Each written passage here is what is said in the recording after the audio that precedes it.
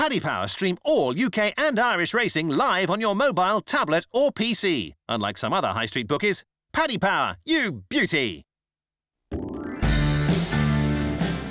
Welcome along to a special Grand National Racing Postcast. We are going to look ahead to the great race which takes place on April the 8th, obviously at Liverpool. The weights came out on Tuesday, so everyone's had a good chance to think about who they fancy. We'll get the latest betting from Paddy Power and hopefully give you a clear idea of where the richest prize in jumps racing is going to go. I'm Bruce Millington and I'm delighted to be joined in the studio by Lee Mottershead.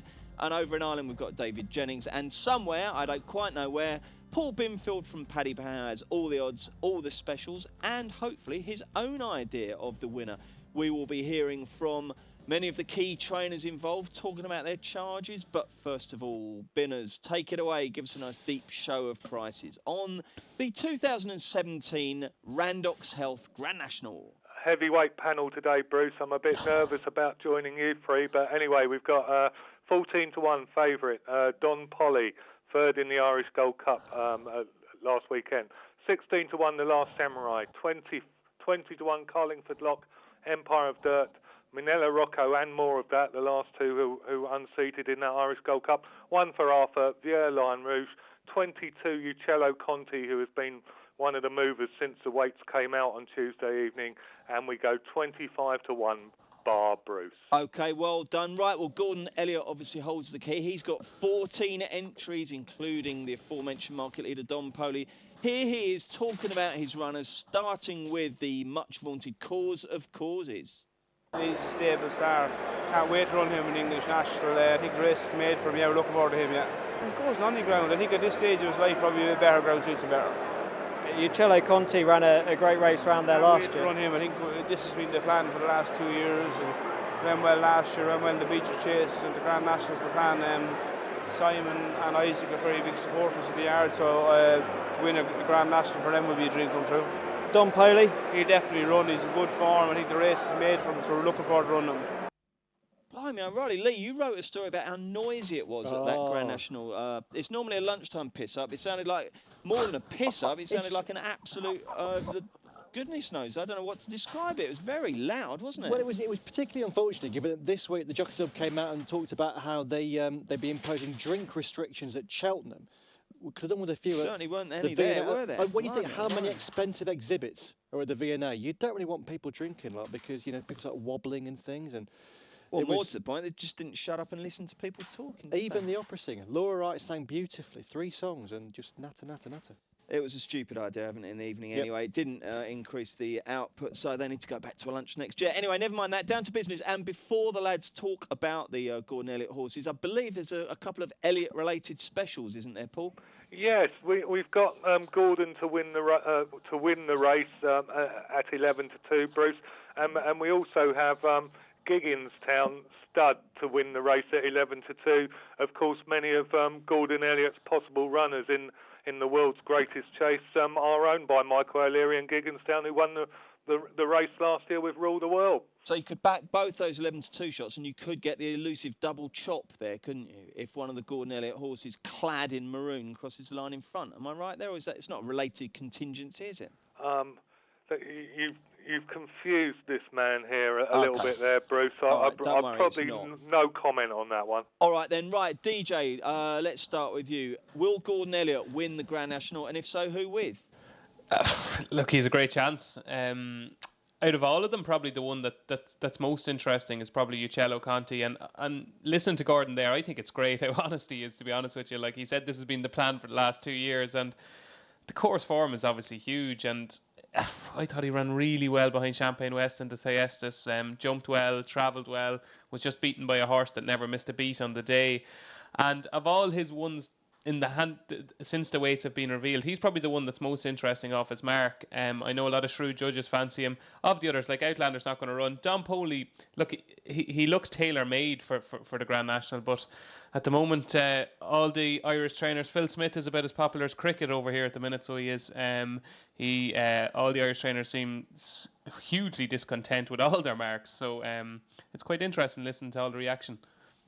Lee, on that point, I mean, do you Yeah. think they were hard done by the Irish trainers? I think largely it's a load of baloney. You know, you had Gordon Elliott on Tuesday night saying Don Poli will run. This morning, Eddie O'Leary, Michael O'Leary's brother, race manager for Jigginstown, has thrown a massive hissy fit, said Don Poli won't run. He says that Phil Smith isn't impartial. Well, I mean, for whatever you think about Phil Smith, I don't believe for a second he sets out to give the Irish horses more weight than he believes the Irish horses should have. I think Eddie O'Leary's reaction is a bit ridiculous.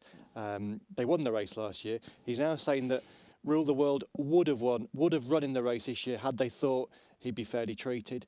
They were saying last year he'd won a Grand National. What more could he possibly do? Let's retire him. I think, you know, the plenty of Irish horses will go in the race with a massive chance. I think of Gordon Elliott's Cause of Causes is one that interests me most. And ironically, he didn't get into the race last year because he was too lowly weighted, won the Kim Muir. Then there was that talk of should there be a penalty structure for the race. So no, I mean, I'm sure that there's probably a very good chance that the Irish will win the race at Aintree. And I think the hoo-ha that you're hearing at the minute is just that, a hoo-ha. Okie doke. Well, we do love a hoo-ha. It gives us We something do. to write Yeah, about, yeah, doesn't love a it? hoo-ha. Something to talk about. Paul, have you got a particular Elliott horse you like the look of? Well, I think you guys have touched on the three that he seemed to indicate would have the best chance, Bruce. Don Poli, I think he was quoted as saying was the best chance, and Uccello, Conti and Cause of Causes both are on good marks. Personally, I think Don Poli needs 9 miles, let alone 4.5. I think he's a bit of a slow boat, and I think you need a bit more speed in the race, but he'll probably go and win by 20 lengths saying that. But Uccello Conti, he has been the one for money, and as one of the other guys mentioned, the second to Champagne West in the Thai Easties looks very good form with the winner going for the Gold Cup. So Elliott, as usual, has a very strong hand, and it'll be great to see how it pans out. I've got to say that I'm definitely going to... My strategy on this, I don't quite know who's going to be my main fancy, but if Don Poli wins the National, I won't lose. I've got to have him on my side in one way, shape or form, because it could absolutely be perfect for him, couldn't So it? it almost seems like it's been for years now. People have been saying Don Poli, the Grand National, match made in heaven. Indeed. DJ, who do you think is going to win the race? I actually fancy a lot of horses at big prices, to be honest with you. The one horse who I'm surprised he's 50 to 1, because I think he has a touch of class and his recent form is a bit disappointing. But Sausalito Sunrise is a horse that I always thought was tailor-made for the Grand National. Flat track, jumps well, stays, and has that touch of class. Like, as a novice, I think he reached a rating in the 160s almost. Like, he was a very, very good novice. He was second at King's Palace a couple of times, and I just get the impression, since he was third in the Whitbread at Sandown last April, I get the impression that this has been the plan. I thought he ran okay at Cheltenham in December. He was a bit disappointing at the Open meeting, and then he unshipped Richard Johnson early in the Tommy Whittle. But I think off 155, he was rated 163. He's £8 lower now than he was this time last year. So I think he's certainly got a chance at a big price. And I think the Young Master has a chance as well. Another horse that's been laid out for the race. He's going to run in the Ultima Handicap Chase at Cheltenham. Like, Sam Whaley-Cohen will be riding him, and he's a good record over the national fences. I think there is some value out there at the moment. Horses like that, like I think he's 25 to 1. Sausalito Sunrise is 50 to 1. I think horses like that, who have a touch of class and have proven that they have a little bit of class, are probably too big in the market at the moment. Which year do you think it will be when people stop referring to it as the Whitbread? Oh, I don't know what it's called now. 2017 to 2027, 2030 maybe. Yeah, could be a fair... What's it I'll called never now? stop calling it the Whitbread, Bruce. It's the Bet 365, isn't it? Yeah, it's been for quite a while as well. I mean, just lucky you're not a reporter for the Racing Post or anything, DJ. Lee, who's your big race fancy? The one I'm sweetest on is Black Lion of Nigel Twiston-Davies's. Training with a great record in the race. Again, a horse with a touch of class about him. He's an RSA winner. Has run well this season. Has looked like a horse for whom the Gold Cup is an ambition too far. But could well be a Grand National horse. Clearly goes well in the spring. He's very fairly weighted. If you look at what he's done on Racing Post ratings compared to his mark for the big one, and wouldn't put me off that he's a small horse. Red Rum was a small horse, as Nigel said, and you always look for stories in the Grand National, and Willie Twiston-Davies winning it for his dad, having just as good as retired from the flat would be a good story. So again, like DJ, probably about 4 I fancy. Can you not make a story out of anything though? Like I could say there's 40 runners in the race. There's always going to be a story of some sort about something. But there's some are better than others. I remember sitting in the grandstand with Alan Byrne before the Arc a few years ago, and we looked down the card and I said, which of these is going to give us the most problems in terms of a really poor story? I looked down and said, well, who's that? Salim, something like that. Yeah, the Wertheimer horse. And she went and won. And I rang the desk. I said, "What are we going to do with this? This is a desperate story." I mean, the National, there's always a good one. Yeah, you're right. But say Empire of another Jigginstown for Gordon. Some will be better stories than others. Yeah, they certainly would. No question about that. Okay, so you're going with, remind me of Lee? Black Line would be my main one. Okay, but I have many. Okay, and Binners, who's your main one? Well, I've got a couple at big prices, Bruce. I think Jim Cullity will be one of the Irish trainers who will be happy with Phil Smith. Lord Windermere gets, I think he's £3 better off than his HRI rating, and it's a bit of a stab in the dark, but he was only beaten ahead by Champagne Fever at Turley's in November. And the other one actually runs this afternoon while we're recording later. Maggio for a shrewd team who trained just outside Dublin Airport, Pat and James Griffin. He won at Aintree last year on Grand National Day in another race at 50-1. He's 50-1 as well this year. He runs in the Ivan Straker at Kelso this afternoon. We'll see how he gets on, but he's being trained for the big day, and hopefully Lightning can strike twice at 50-1. Okay, let's have a look at some of the others in just a mo. Get instant access to your winnings with Cashcard Plus, Paddy's brand new card, available to use at ATMs, online or in shops. T&Cs apply. 18 plus. Gambleaware.co.uk. One trainer always to fear is John Joe O'Neill when it comes to the National. Trained the winner once and had a top 3 finisher a further 5 times. And this year he says he's running the best horse he's ever trained. So here's John Joe talking about more of that. It was just lovely to see him come back. So he's a proper horse if he's back to form, you know. So, I mean, listen, we can argue about the handicap all day and every day, but I don't think the handicap is his problem, really. You know, he's in good form now and he's got confidence in his wind operation, and, you know, the confidence is important to him. And in my opinion, he's the best horse we've trained, really. But, you know, unfortunately, he's had the wind problem, and that's downsized things a little bit, really. But I was just so pleased to see him back in form the other day and travelling through the race with real excitement, you know. So I'll be looking forward to him. Yeah, more of that. There's a lot of people saying that, you know, that he bounced back to form. I know he obviously unseated the other week, but I mean, he's got Minella Rocco as well. Yeah. John Joe's a good national trainer. Could you see him? Yeah, you could definitely see it. I mean, John Joe has said more than once this season. He said it there, he said it in the autumn, that more of that is the best horse he's trained. Now, if he's actually right, if this is the best horse he's trained, he's absolutely thrown in. There was talk of a wind-up there before that last run, which would have made a difference. He's bled a lot in the past. Well, not bled a lot. He's bled in the past in races, which will be a concern to me. But yeah, that was an encouraging one on Sunday. Of the 2 horses, I probably prefer him over Minella Rocco. They both got jumping issues to an extent, although Aintree's not the jumping test it once was.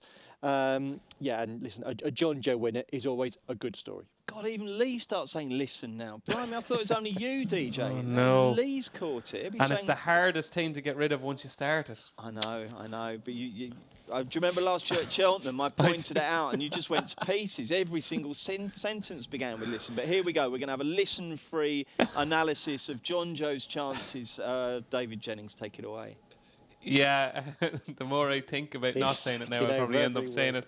But it's funny, I think more of that will actually be suited to Aintree. And his jumping style, I think this is going to sound ridiculous because he obviously unseated Mark Walsh at the last in the Irish Gold Cup. But he doesn't get overly high at his fences. And I think around Aintree, I even remember him as a novice. I thought he was very proficient before he was obviously disappointing in the RSA. But when he won at Cheltenham at the Open meeting that day, when he won his novice chase, I actually liked the way he jumped that day because he didn't lose ground. You know, he wasn't overly high. He wasn't giving them much daylight over his fences. He was flicking through them.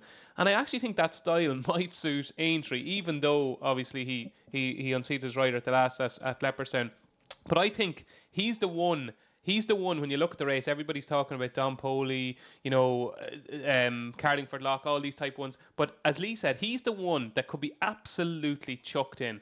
If this has been the aim all season, and if this is the aim probably since he was beaten in the Paddy Power earlier on in the season, or no, it's not the Paddy Power, Bet Victor Gold Cup earlier on in the season. If this has been the plan and everything is geared towards getting his confidence back for Aintree, obviously it's disappointing that he fell in the Irish Gold Cup, but a mark of 157 for the best horse John Joe Neal has ever trained, the horse that beat Annie Power, you know, he could be the one. Obviously there's ifs and buts and there's so many question marks. His breeding, he bleeds, he's, you know, a couple of different problems, and his recent form is P36U, but he is the one that could be chucked in. I think you'll see a lot as well if they run him in the Gold Cup or not. If they leave the Gold Cup aside for this race, I think that would indicate to me that they really fancy him. OK, well, obviously he's going to be wearing the green and gold. And what price Paddy Power that JP McManus owns the national winner this year? You can have 6 to 1 on that, Bruce. I think one of another interesting special we've got is the 6 to 4 an Irish train winner. Considering the top 5 in the weights are all Irish trained, and Phil Smith's saying that it was a symbol of the respective strengths of Irish and UK jump racing. 6 to 4 looks to me a reasonable sort of price for that. OK, well, at a bigger price, Highland Lodge, I think it's about 50 to 1. Could he win for Scotland? Here's his trainer, James Moffat. I feel that the horse has improved from last year. A lot of trainers will tell you that, but I know this horse has improved from last year. We have the similar horses working with him, and it's a totally different ball game this year. He's a lot bigger and a lot stronger, so we're very much looking forward to it. Highland Lodge, he's been a well-touted outsider. Who else do you like at a big price, Lee? At a big price, it's not a huge price, but I think Le Mercury is another one that could be really thrown in. Again, this is an example of a perception knocker. You know, that people have a perception that you finish second to a good horse like Native River and you get murdered in the ratings.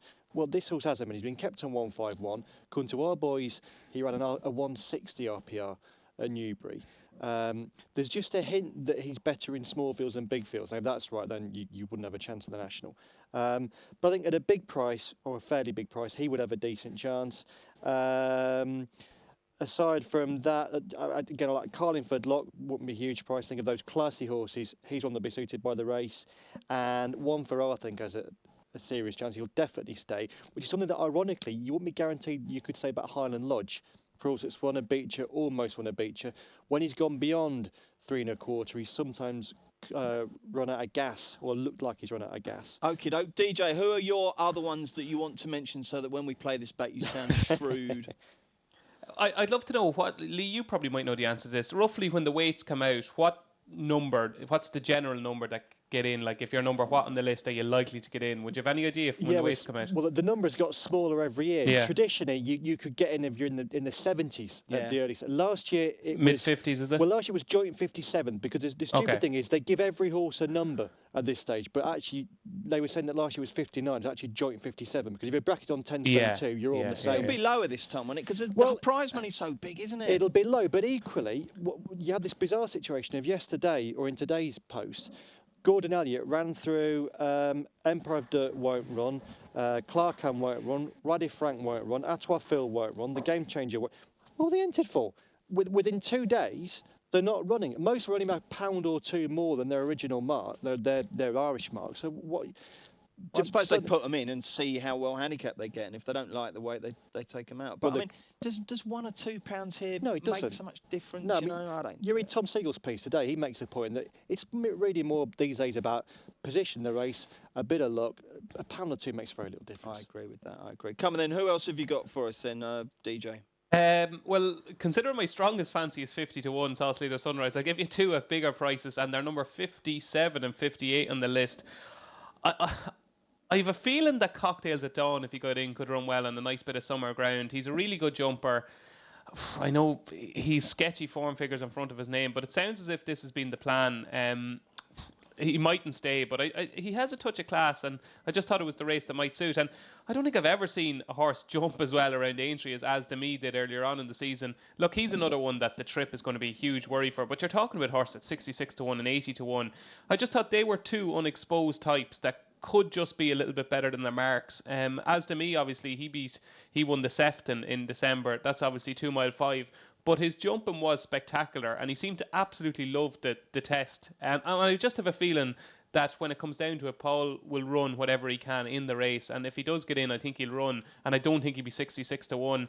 But as I said, I thought Cocktails at Dawn at 80 to 1 was big. So 50 to 1 Sausalito Sunrise, 66 to 1 Asdemi, and 80 to 1 Cocktails at Dawn. I'd like to think that one of them will make the frame. Paul Binfield, when we look back at the last the last win is in reversal. So Rule the World most recent 33 to 1. Many Clouds was 25s. Pinot de Rey 25s. Aurora's Encore 66 and Neptune 33. So a big price winner has generally been what's happened the last few years. Paul, have you got any others that you think we should have on our radar at decent odds? Yeah, I think O'Phalen's Boy is quite interesting. We've seen a bit of money for that, Bruce. 33 to 1 from 50. Admittedly, hasn't done a lot since winning a graduation chase at Newbury at the end of 2015, but Rebecca Curtis indicated in the papers that the horse might be thrown in off his weight, and possibly Rogue Angel. It's a bit of a worry that he'll get in. Phil Smith indicated he thought horses in the 60s would have a chance of getting in. He's 33 to 1, and you know, he's won an Irish Grand National. He's trained by Mouse Morris, who, of course, won the race last year. So maybe those two at double carpet. OK, we'll look at a few more specials and then get the lads' final verdicts in just a moment. Here's Paddy Power's latest horse racing offer. It's money back as a free bet if your horse finishes second to the SP Fav in all races at one meeting today. And at one meeting every day this month. Max £25 per race. Not available in shops. 18+. Gambleaware.co.uk. Bruce Millington, Lee Mottershead, David Jennings and Paddy Power's Paul Binfield. We're going through the Grand National, trying to pinpoint some value. Anything else in the specials that we should know about Paul Binfield? Well, we're 13 to 8 that all the horses clear the first fence, Bruce. Lee mentioned earlier they're a bit easier than last year, but it's a tremendous pace to those. So. Still that doesn't sound very big, 13 to 8, does it? Normally you get one capsized, don't you? I don't know. 40 horses going at that speed over the first. There's a fair chance that one will tip up. OK, what else have we got? OK, and I think we've mentioned all of them, except we go 1 to 2 that we have a British train winner, Bruce. So it's 1 to 2 Britain and 6 to 4 Ireland. Correct. So in a race that's obviously normally renowned for big prices and trying to find the winner, if you were a high staker there, Lee, what would you go? Of those two? Britain or Ireland? Ireland 6 to 4. Ireland 6 to 4. DJ, patriotic punt at 6 to 4, do you think? Yeah, the outsiders I fancy are all English, but I think at them prices, I think the ones towards the top of the market are the Irish kind of hold. Like one horse that's very interesting is Fox Rock. I know Tom put him up in his column today. Like he has a touch of class, and you know Ted has such a good record in the race, and so does Katie. And you just wonder, his confidence is back now in Hunter's Chases.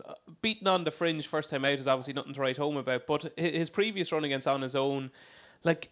I just think he's the type of horse. He's not a particularly good jumper. Like, he's fine. He's safe. He's a little bit slow, but he gets from one side to the other. I don't think he's ever fallen. So that's the type that you probably need. And he'd be the one at a bigger or like at a shorter price that I think will go well. But the 6 to 4 Ireland, I'd say that's probably too big. Yeah, it sounds quite good, doesn't it? I'm sure Phil Smith will be having a few quid on money. And, saying there you go. OK, right. So, chaps, before we go, we're going to sum up. I want your 1, 2, 3 each. It's quite simple. The tricast in the Grand National. There's about 300 possible winners. 30 million different combinations. Lee, what's your 1, 2, 3? OK, Blackline wins the National from a staying on Carlingford lock with 1 for Arthur, a gallant third. Well done. David Jennings.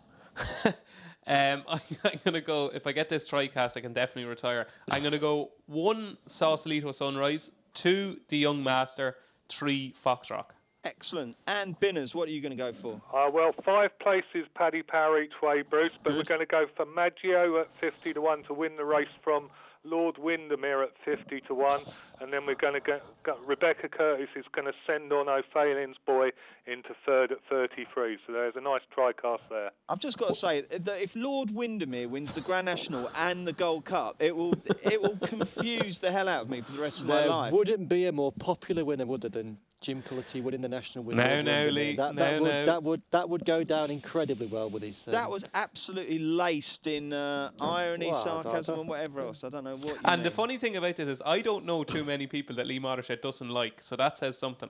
No, I don't know. Lee's the nicest man in the world. Well, I try. I have my moments. Really? Yeah, when the door's closed. Well, you're always a pleasure to work with in the office. I've never ever known you to lose Give your me rag. a bucket. If you don't mind.